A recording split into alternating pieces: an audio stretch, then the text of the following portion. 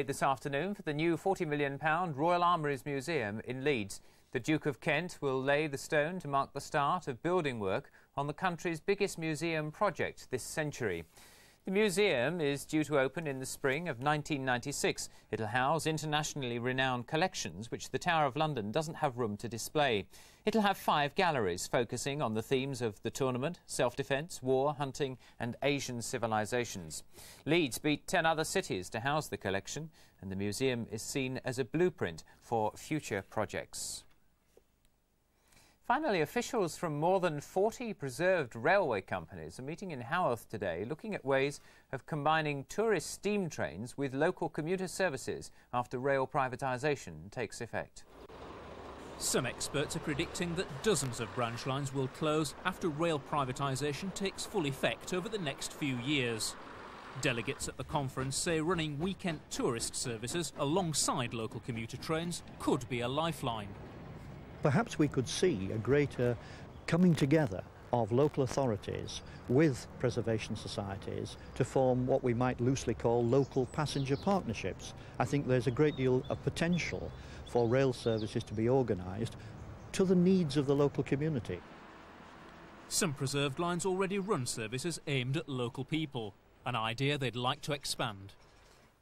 And that's it from us this lunchtime. The next on BBC 2 at 5 minutes to 4. Have a good afternoon. The weather forecast looks good this afternoon as well, not too bad. Dry with hazy sunshine and feeling warm as well. In just a light wind, top temperatures around 17 Celsius, that's 63 Fahrenheit.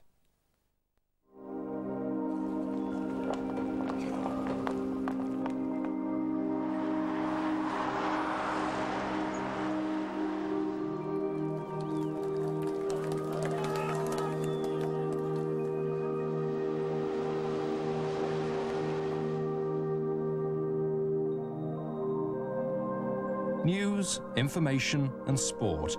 BBC Radio Leeds, looking at the world from West Yorkshire.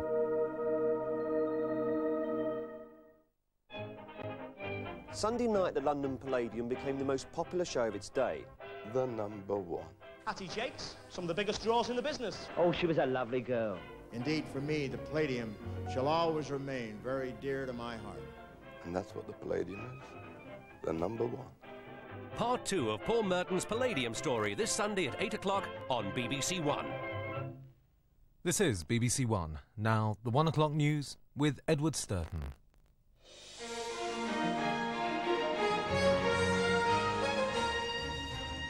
Paddy Ashdown tells his rebellious troops we risk missing a great opportunity.